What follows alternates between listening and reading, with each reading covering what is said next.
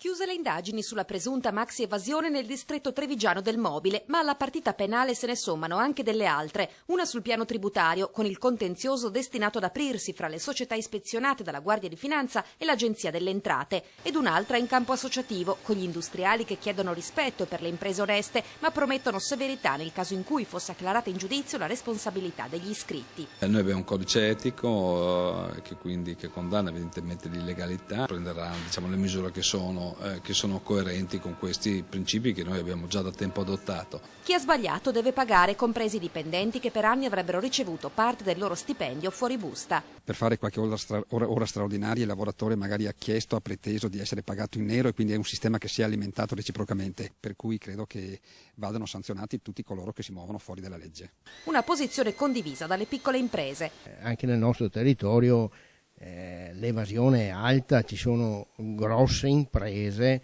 che hanno fatto e fanno grossa evasione. Eroi non sono gli imprenditori che evadono le tasse dunque, ma quelli che nonostante tutto le pagano. Muovendosi nell'ambito della legalità possiamo definire eroi perché stanno combattendo e cercando di contrastare una situazione difficile della nostra economia, continuando a credere nelle proprie imprese, nei propri collaboratori e cercando di dare il massimo per uscire da questa situazione.